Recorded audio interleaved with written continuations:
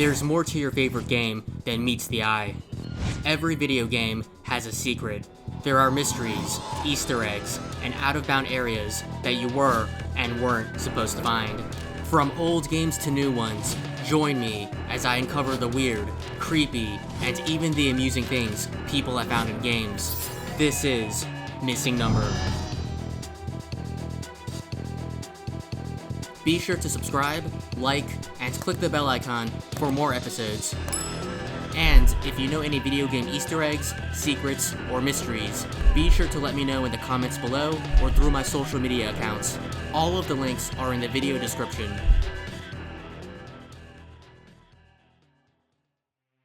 In my very first video that I uploaded on this channel, I discussed ominous beings known as shadow people. These sinister entities are shadowy humanoid figures that will reportedly attack or kidnap you.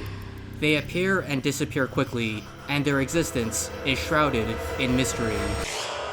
It's terrifying to think about, and in Saints Row 2, the Shadow Man not only exists, but it can do unspeakable things inside and outside your game.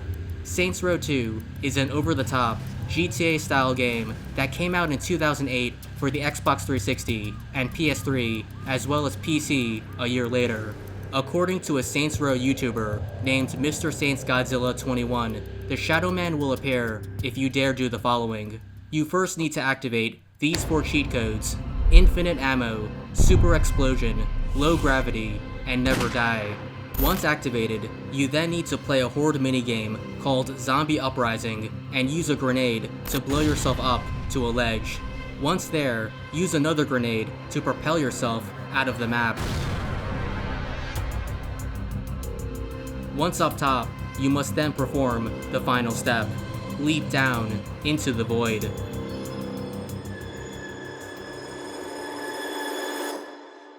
You will awaken near a tattoo parlor in the city of Stillwater, as if waking up from a nightmare. As you try to walk things off and go about your life, you'll eventually start to notice strange things in the city. Random objects will move on their own, zombies will randomly attack you, and on occasion, you'll even float in the air. It's odd, but that's just the beginning. There are specific events that will foreshadow the arrival of the Shadow Man. Objects will be invisible, building interiors will be gone, and the outside will be brighter than normal. If this happens, watch out. It's now only a matter of time until the Shadow Man, aka the Freezer, gets you. You won't know when the Freezer will appear, where he'll appear, or what causes his presence, but when the Freezer does show up, your game will immediately freeze and then crash.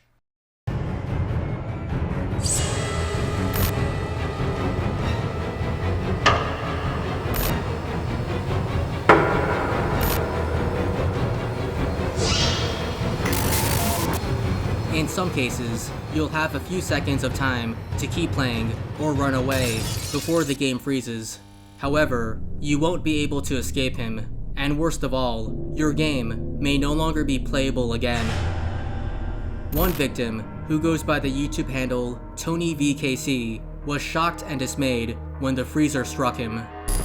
It's official. The Freezer hit me, he got me. I escaped Zombie Uprising.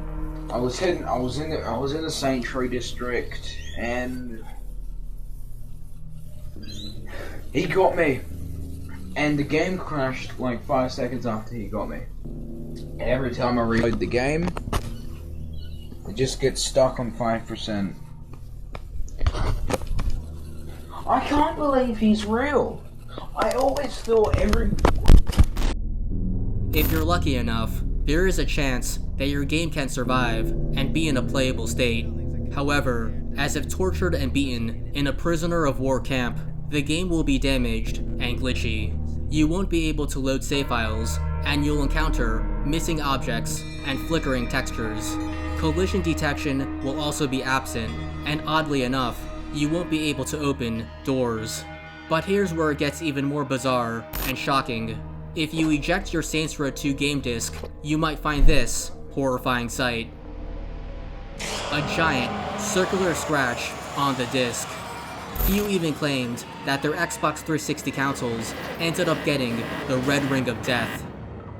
It's the stuff of nightmares, and possibly the craziest, most terrifying, and destructive glitch in existence. It's one thing if a glitch freezes and crashes your game, but to physically damage your game disc and brick your console? That's unheard of. I mean, is that even possible? Just who, or what, is the freezer? Upon taking a closer look, the freezer appears to be a flat, semi-opaque silhouette of a person that can appear anywhere: walls, floors, ceilings, indoor, outdoor. It can also change color depending on the surface. It usually looks blackish, but can be whitish or bluish as well. While it's not completely known when or where the freezer will show up, it's believed that you have a higher chance of encountering the freezer in an underpass in the game's red light district. Curiously, at this location, you can also reportedly hear the zombie uprising music, and in some parts of the city, you can hear what sounds like zombie grunts near you. Some theorize that the freezer is a glitch zombie that isn't being loaded or rendered properly. After all, even though you glitched your way into the city, you're still technically in the zombie uprising minigame, so zombies are still spawning near you, albeit in the wrong location. Others believe that the freezer is the shadow of your character, since not only does it look like the player, but the stance resembles your character's animation stance. What's more, the shadow could be based on your character model, which itself could be corrupted and cause the game to crash. And then there's the wild theory that the freezer glitch was intentionally added by Saints Row 2's developer, Volition, to prevent players from going out of bounds. This, however, is ludicrous, since not only would it be incredibly unethical and a legal nightmare, but no company would purposely break their own product. Adding to the mystery even more is that the freezer even appears in multiplayer and will freeze the host's game. And then there's this surprising comment that was left on one of Mr. Saint's videos. The commenter, named Dark Knight, claimed that after opening the game's files, he or she was able to spawn the freezer, which was a red-haired, unused, generic male NPC labeled NPC.Shadow. Dark Knight even adds this peculiar detail: the character made a weird noise, like a fish. None of this is confirmed, and of course, the freezer could just be a hoax, with people superimposing a shadow figure into their videos. However, the most plausible theory about the freezer is that it's a glitchy NPC pedestrian. While in the city, pedestrians don't spawn near you and can only be seen in the distance. However, if you try to get close to a pedestrian or zoom in on one, the game will freeze.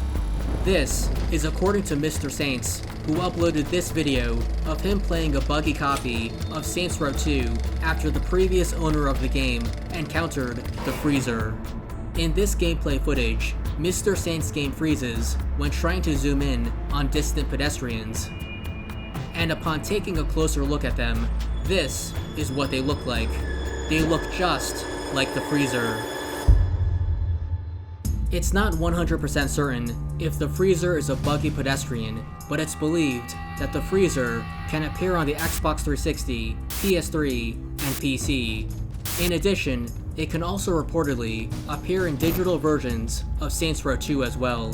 However, it's widely believed that you have a higher chance of encountering the freezer if you play the Xbox 360 retail disc version of the game. But why? One theory is that the Xbox version is an early build, just like True Crime New York City. However, Mr. Saints stated that that's not the case. The culprit could then be the Xbox 360 hardware itself. The original, first-generation Xbox 360s had faulty disk drives, which could cause circumferential scratches on the discs. That would explain the scratches seen on Xbox 360 copies of Saints Row 2. That would also explain the cause of the freezer glitch. The Xbox 360 would read the scratch part of the disc over and over again until the disk drive stressed out and malfunctioned, causing Saints Row 2 to crash. But assuming the Xbox 360 consoles are fine and not broken, how then could a game disc get scratched? Game consoles can only read data on discs, not write on them. Plus, the game discs themselves are read-only. While consoles have the ability to write data to the hard drive, this should never happen on the disc itself. Is it possible then that the freezer glitch is so severe that it actually somehow corrupted the data on the hard drive or even the BIOS? The BIOS controls every physical part of the hardware, including the disk drive. So if the BIOS gets corrupted, then the disk drive could also get corrupted, which could then cause a disk to get scratched.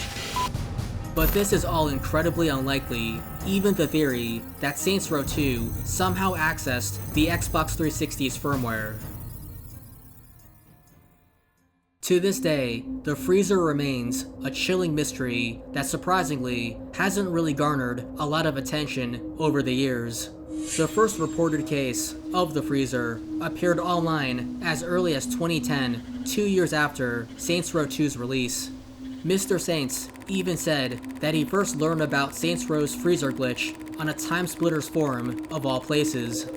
What makes the freezer so mysterious, even after all these years, is that not many players are willing to find the freezer and risk ruining their game or console. However, there have been a few intrepid virtual hunters that have searched for the elusive, shadowy figure only to come back empty-handed. Even after searching for hours, you may not find the freezer, but he's there. Somewhere in the shadows, the freezer lurks, and just when you least expect it, he'll appear out of nowhere and attack you. So the next time you play Saints Row 2, make sure to bring a backup copy of the game, bring a Bible, and beware of the freezer.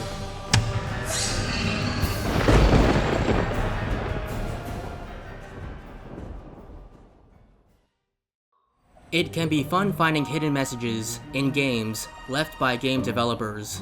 Some messages are just fun, silly Easter eggs, while others are strange and cryptic.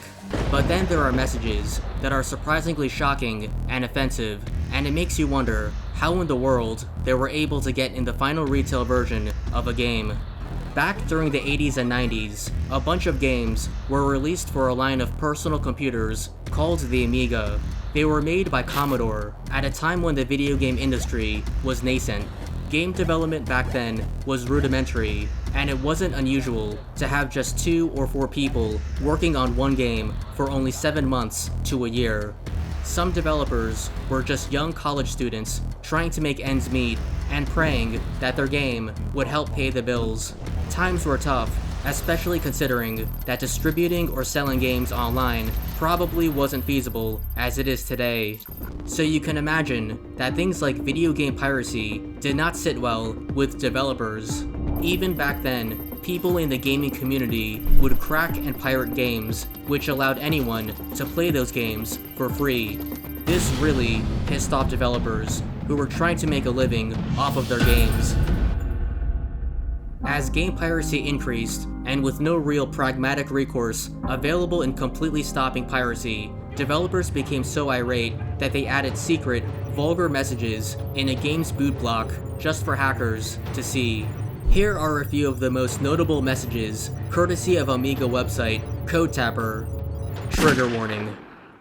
If you're reading this, you must be a cracker, so why don't you go and f*** off and get a life, you sad mother. Signed, Paradroid/Axis. Hackers, I hate you. Sector number times hackers are insects. And also, hackers are women. Crack this game and you die. I am not kidding. I know who you all are. You have been warned. Message to the and paraplegic and all the other kids. Better luck this time. Try and remove more than 20% of the protection. This time, you useless. Isn't it time you stopped pulling your and left your bedrooms and got a real job?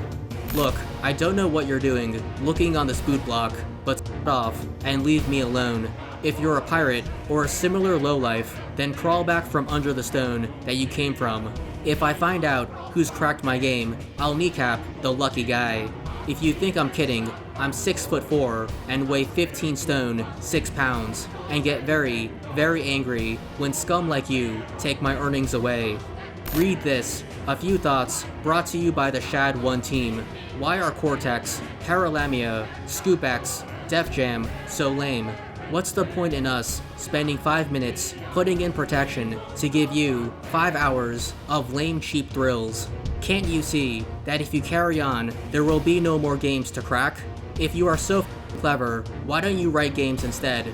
We know why, cause you all use action replay cartridges like total lamers. You have the IQ of a concussed, and with another brain cell, you'd qualify as plankton. Mr. E says hi. To all the sad crackers, that means you, who can't practice 100%. Have fun with the checksums, lamers. I'll be looking out for a copy I can finish. So sad bastards, Merry Christmas. Till then, war. Dave Exile says, the game may run, but does it play till the end? You probably can't finish it to find out anyhow. Those who can, write games. Those who can't, just crack games. I feel sorry for you, sad people. Maybe one day, you will get a life. Oh, but you need a personality for that, and you might just have to come out of your bedroom. Till then, you'll have to get your kicks from cracking games and reading mags. Over and out, Dave the Exile. Big offs go to Cortex, Paralamia, Accumulators, the Band Mag Fields, and any other girl cracking / swapping groups. Ha ha ha. Did you know that slime who crack games have very small and are message? End. Bye. And then there are the more creative messages.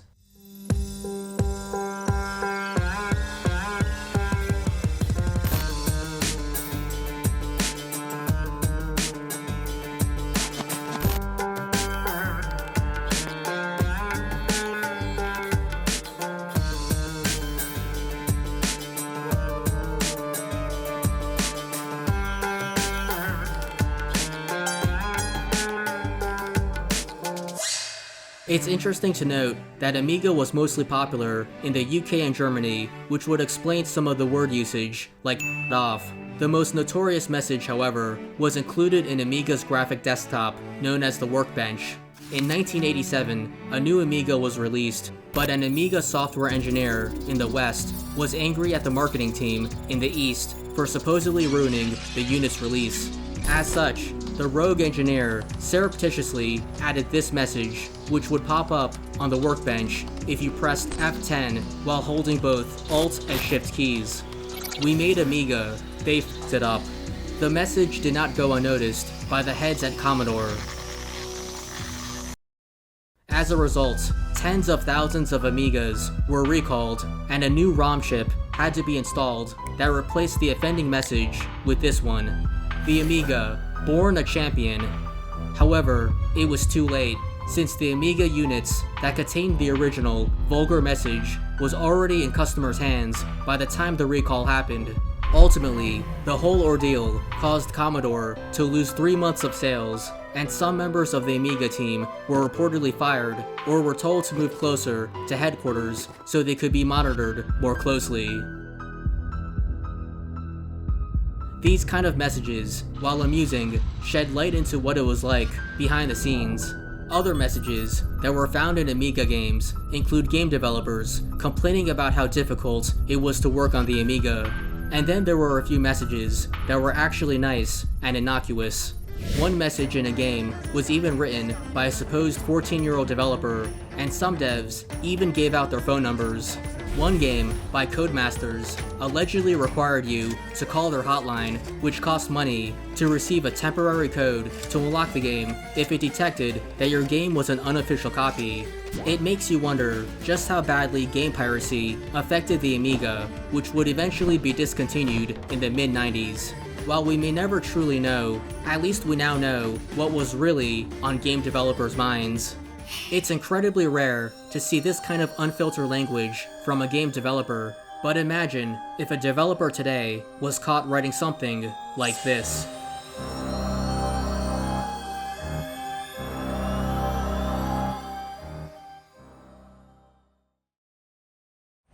After 7 long years and numerous delays, Cyberpunk 2077 was finally released to the masses. The sci-fi game was made by CD Projekt Red, who also developed The Witcher 3, which is ostensibly set during the medieval times. They're two completely different games, set in two completely different eras, but would you believe that The Witcher 3 and Cyberpunk 2077 actually took place in the same universe? It's a crazy notion, but in The Witcher 3, one of the game's main characters, Ciri, actually references the world of Cyberpunk 2077. In one cutscene, Ciri talks about how she teleported to different worlds to try to hide from enemies that were after her. Here is that cutscene, but with images of the first Cyberpunk trailer superimposed. The world where Eridan couldn't find you. What was it like? You wouldn't believe me if I told you. Try me. People there had metal in their heads, waged war from a distance, using things similar to megascopes. And there were no horses. Everyone had their own flying ship instead. Ciri, stop fooling around. Told you you wouldn't believe me. We should have stayed there.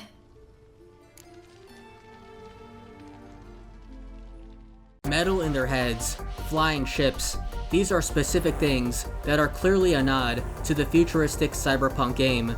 However, The Witcher 3's director, Adam Badowski, told Polygon in 2018, "We are not Kingdom Hearts, we are not joining universes, and I know that there are a lot of fans on the team, and they would like to have Ciri in the game, but I am totally against it, still." CD Projekt Red's co-founder and joint CEO, Marcin Iwinski, then chimed in as he put his hand on Badowski's shoulder, adding, "Maybe you will change your mind." Iwinski then turned to the Polygon interviewer and teased, "There is a little hope there." So while the Easter egg was apparently supposed to be just a fun nod to Cyberpunk 2077 that wasn't meant to be taken too seriously, the fact of the matter is that Ciri does mention Cyberpunk's universe in the final retail version of The Witcher 3. A script was written for Ciri that specifically references Cyberpunk. Voiceover was recorded, and there's even a dialogue option. So if all of that was created by the game's team members who want to see Ciri in Cyberpunk, as acknowledged by Badowski himself, then it's hard to ignore that The Witcher 3 and Cyberpunk aren't connected in some way. What's more, in the beginning of Cyberpunk 2077, a retro game magazine of The Witcher 3 can be found in a drawer, and guess who's on the cover? Ciri. Not only that, but Projekt Red will reportedly make another Witcher game. And when VG247 asked principal writer Jacob Samalak if he would like to see a Witcher game with Ciri as the lead, Samalak teased, "Interesting question, would you like to play a game with Ciri as a lead character?" Then, later on in the interview, Samalak revealed his biggest regret for The Witcher 3, lamenting, "I regret we didn't get to explore Ciri's past a bit more. She's such an amazingly rich and complex character. Due to obvious reasons, well, she's pretty much gone for 2/3 of the game. She didn't get quite as much screen time as we writers would have liked. But hey, maybe it's something we'll get back to in the future." The future? One way that would sure please fans would be to see Ciri in Cyberpunk 2077. It's wishful thinking, but with all the excitement that's been generated, and the fact that Ciri mentions traveling to Cyberpunk's world, it wouldn't be surprising to see her pop up as a random NPC. It could be yet another fun Easter egg that Projekt Red throws in. Only time will tell.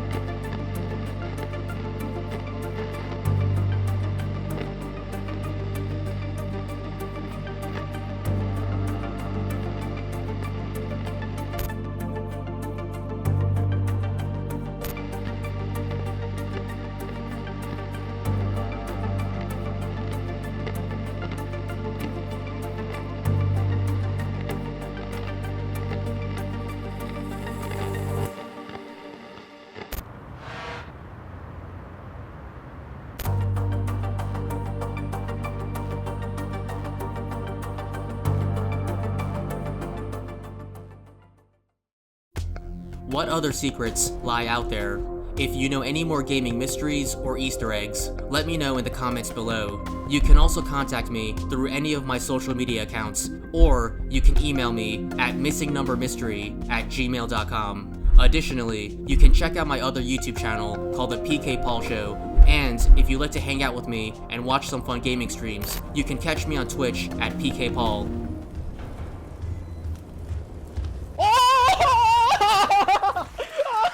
All of the links are in the video description, and don't forget to like and subscribe to this channel for more episodes of Missing Number.